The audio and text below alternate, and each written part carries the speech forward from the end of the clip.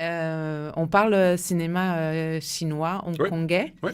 Qu'est-ce que... alors ça va être une question peut-être un peu difficile, mais pour quelqu'un qui ne connaît pas du tout Mm. le cinéma hongkongais ou chinois, qu'est-ce que vous diriez pour leur donner envie, lui donner envie de voir Bah, ça dépend, mais parce qu'en fait, bon, il y a le cliché, c'est que le cinéma chinois, enfin ce qui sort en France en tout cas, le cinéma chinois est souvent associé à un cinéma, en tout cas était, avant qu'il y ait eu l'explosion du marché chinois. Mm. Donc on va dire, dans les années 90, le cinéma chinois était associé à un cinéma surtout d'auteurs, Zhang Yimou, Mm. Qiu Jun, femme chinoise, tout ça, aussi Chiang Kai-ge pour Adieu ma concubine et tout ça. Donc c'était un cinéma d'auteur qui réussissait à passer les frontières, notamment grâce au festival. Donc évidemment, Adieu ma concubine, Palme d'Or et tout ça. Donc voilà, ça c'est un type de cinéma forcément, c'est un cinéma beau, exotique, enfin flamboyant, etc. Mais après, il y Qui a un n'est autre pas type. totalement représentatif en fait. Mais en tout cas, à l'époque, c'était représentatif du top du cinéma chinois. Ouais. Et il n'y avait pas vraiment de cinéma commercial en Chine, hein, parce que c'était surtout le gouvernement qui finançait, enfin qui autorisait, etc. Il n'y a pas de financement privé à l'époque. Et par contre, à Hong Kong, c'était un cinéma ultra commercial en majorité. Évidemment, il y avait des auteurs, il y avait Han Hoi, voilà. Mais par contre, en majorité, c'était des films de genre, des films de gangsters, des films d'arts martiaux, etc. Et en plus, c'était un cinéma qui se vendait à l'international ultra bien, puisque c'était un peu les leaders du Mm. cinéma d'action, du cinéma commercial. Donc les films de Jackie Chan se vendent dans le monde entier, les polars, etc. Et puis à un moment, évidemment, après la rétrocession, il y a eu de la crise à Hong Kong. Donc on va dire, ceux qui s'intéressent au cinéma de Hong Kong, je pourrais leur conseiller évidemment les classiques de Hong Kong des années 70-80, les Jackie Chan, les John Woo, etc., qui étaient donc représentatifs d'une certaine époque. Mais après, rétrocession 97, ça commençait à devenir un cinéma un peu dépressif, genre Full Alert de Ringolam, voilà, ou un polar où le flic est complètement pète les plombs et tout ça. Et puis surtout, ben, il y a eu la crise économique, 97, à partir de 97, donc les gens allaient moins au cinéma à Hong Kong, il y en a qui partaient au Canada, qui émigraient et tout ça. Et là, lorsque je suis allé à Hong Kong la première fois en 2002, c'était la plus mauvaise année économiquement du cinéma de Hong Kong depuis, je pense, 50 ans. D'accord. Donc voilà, donc Bienvenue. je suis arrivé à Hong Kong et voilà, je débarque, j'ai l'impression d'arriver un peu après la bataille, je veux faire des interviews, mais bon, il n'y a pas grand-chose. Je suis allé à une avant-première d'un film de Danny Lee qui était tout pourri, une comédie policière toute pourrie, etc. Et puis après, il y a eu le miracle. Le truc, c'est que je voyais, quand je suis arrivé à Hong Kong, je voyais des affiches, posters. Un film s'appelle Infernal Affairs. Je me Mm. dis, mais qu'est-ce que c'est et tout. Andy Lau, bien coiffé, tout ça, machin. Donc, et je pensais pas que ça allait être déjà un film génial. Et surtout, ça a reboosté, Ça- enfin, ça a été un succès énorme. Donc, ils ont ensuite fait 2 séquelles en 2003. Donc, ça a été un succès énorme. Évidemment, ça a eu des prix d'interprétation. Et les droits étaient vendus à Hollywood. Scorsese a fait le remake. Enfin voilà, c'était totalement inattendu. Après, c'était un succès comme ça, mais bon, ça n'a pas non plus relancé les 300 films par an de Hong Kong habituels.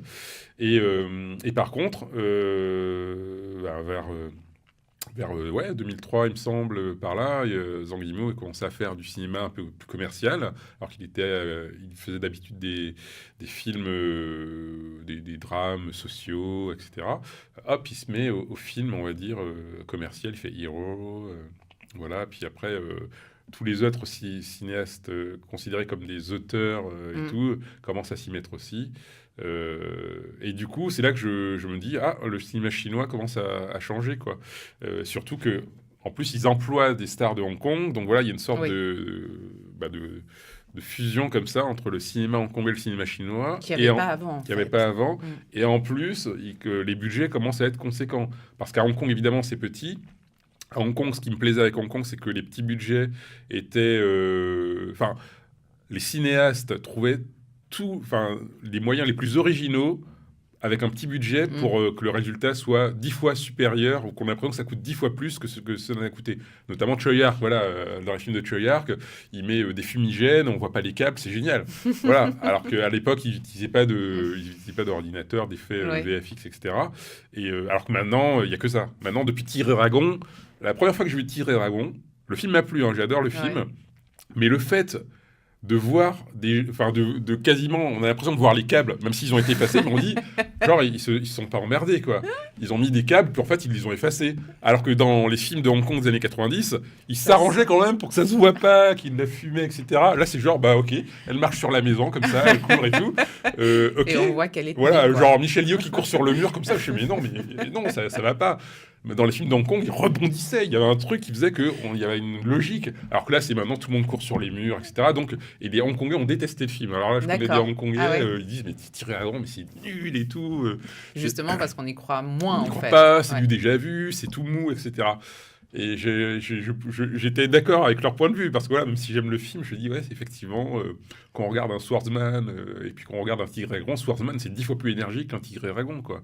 Tigre et Dragon, on a l'impression que voilà, effectivement, c'était fait pour le public occidental, genre pour que les gens ils comprennent, etc., qu'on leur explique et tout. Alors qu'en Hong Kong, c'est tout fou, ça part dans tous les sens, et on arrive à suivre quand même quand on est habitué. Voilà. Et du coup... donc après il y a eu évidemment il y a eu Stephen Chow avec Shaolin Soccer, ensuite donc ça a cartonné un peu partout dans le monde, ça c'était cool. Donc je dis pas qu'il a démocratisé la comédie cantonaise dans le monde, parce qu'en fait les gens s'intéressaient plus au fait qu'il y ait des scènes d'action avec du football. Après, quand il a fait Kung Fu Hustle, donc c'est 2005, ça a moins bien marché en Occident. Donc, du coup, on va dire que c'est un peu retombé, le soufflet est un peu retombé. Et après, il a carrément fait un film qui n'a rien à voir avec un film d'action, c'est CJ7, avec, donc c'est un film pour enfants, avec un petit extraterrestre, où il joue le rôle d'un père de famille, avec son fils qui est joué par une fille. Enfin, c'est Stephen Chow, il est génial. Hein. Il embauche une petite fille pour jouer le rôle d'un petit garçon. Voilà, c'est un super film, et voilà, et c'était produit par Columbia et tout ça, sorti direct en vidéo, quoi.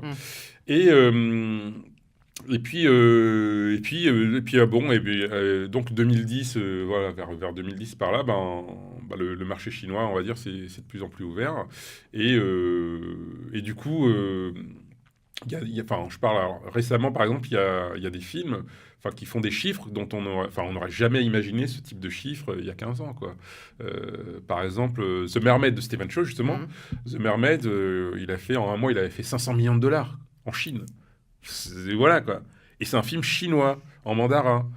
Et pourtant, il a réussi. Alors, ce qui est génial, c'est que les cinéastes qui cartonnent le plus, parmi les cinéastes qui cartonnent le plus en Chine, c'est les cinéastes de Hong Kong. Ils réussissent à s'adapter au marché chinois en gardant un peu leur personnalité.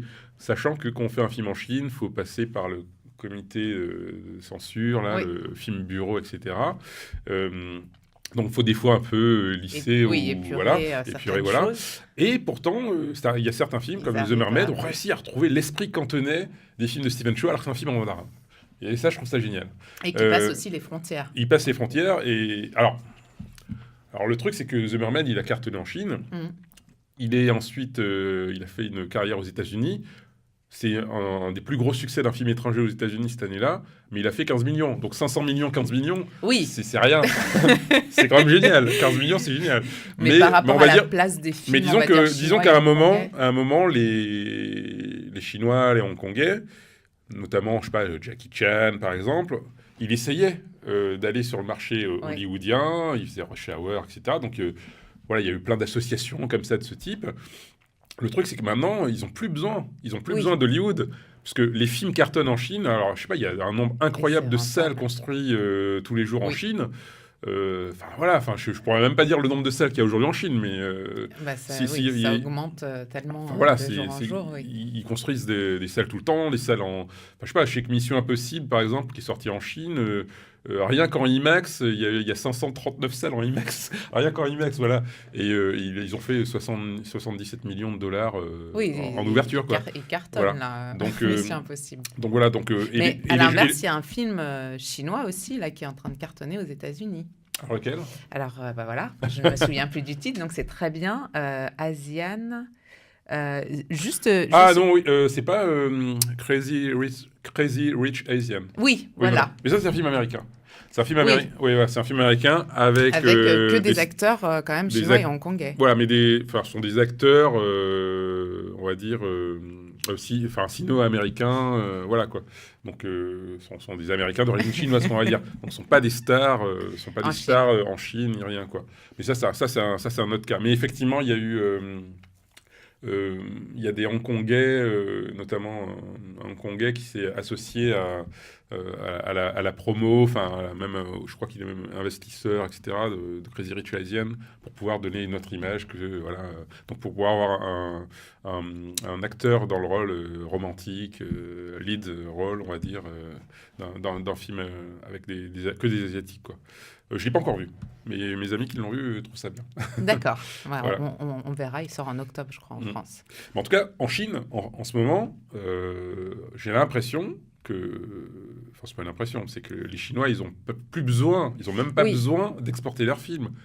Sur place, ils font déjà des chiffres extraordinaires. Donc, il y a Wolf Warrior 2 de Wu Jing. Donc, Wu Jing, je l'avais rencontré à l'époque où je l'ai interviewé quand il faisait SPL. Il fait le méchant dans le film SPL, il se bat contre Donnie Yen. Un second rôle et tout, il parle même pas dedans. À aucun moment, je me serais douté qu'il allait réaliser un film. Alors lui, pour le coup, il a fait 800 millions. À 44 ans, il a fait un film qui a fait 800 millions et c'est la suite d'un film qui est pas terrible. Et pourtant, bon, après, il y a eu tout le système de promotion, le fait que ça parle, c'est très nationaliste et tout. Voilà, donc les Chinois vont sauver l'Afrique. Et donc, voilà, et puis à la fin, c'est le drapeau chinois. Je spoil, mais la fin, il y a le drapeau chinois comme ça, c'est sur Netflix, hein, voilà. Donc les gens peuvent le voir, mais bon, ça se voit en salle pour rigoler, quoi. Mais c'est pas un grand film, mais bon, par contre, ils ont mis tous les moyens possibles et imaginables pour que ce soit spectaculaire. Donc il y a des tanks qui explosent, il y a des gens qui se battent, voilà, ça flingue et tout ça. Après, c'est pas un grand film. Et le truc, c'est que maintenant, avec l'explosion du marché chinois, donc des films produits en Chine qui sont soit des productions 100% chinoises, soit des coproductions avec Hong Kong, il y a très peu de films, on va dire, qui ont une personnalité forte. Les films sont spectaculaires, ils coûtent cher, etc. Mais après, le taux de bons films dans ces... Alors maintenant, je crois qu'il y a... Je sais plus s'il y a 300 ou 600 films. Enfin, c'est pareil, c'est des chiffres mais du coup, fous. vous trouvez qu'ils se ressemblent de plus en plus? Ah ben, on va dire que ça m'intéresse moins. C'est-à-dire que pour qu'un film chinois m'intéresse aujourd'hui, il faut vraiment qu'il y ait une forte personnalité. Ouais. Et quel film va m'intéresser? C'est qui? C'est encore une fois Tsui Hark, Détective D, parce que voilà, Tsui Hark, il a toujours cherché à être novateur. Alors, vous avez le dernier Détective D qui était en salle il n'y a pas si longtemps. Vous avez aimé? Je ne l'ai pas encore vu. Ah bon, je remballe ma question. En plus, on ne peut même pas couper. J'ai pas encore vu. Moi, je voulais le voir en 3D, 4D, etc. Ouais. Et le truc, c'est qu'il est resté que 2 semaines en salle, en 3D, IMAX ou 4DX. Et le film n'a pas marché, en fait. Malheureusement, le film n'a pas marché. Bon, c'est sorti dans une période mi-août. Oui, c'est ça, c'est pendant les vacances. Il y a eu une promo de fou pour ce film, pourtant, qui était censé faire concurrence à Mission Impossible, ce qui est normal, parce que c'est vraiment, voilà, enfin, de ce que j'en ai vu, donc des extraits de Détective D, le dernier, c'est ultra spectaculaire, enfin voilà. Et voilà. Mais le grand public connaît plus. Le grand Tom public, Cruise. voilà. Et en plus, il n'y avait pas de star dans Détective D, c'est-à-dire Voilà. qu'il n'y a même pas un Chow Yun-fat ou un Andy Lau. Il y a l'acteur, il n'est pas connu, etc. Il y a Karina Lo dedans, mais bon, voilà, il n'est pas connu non plus. Enfin, elle n'est pas très connue. Enfin, oui, du grand public français, Voilà. assez peu.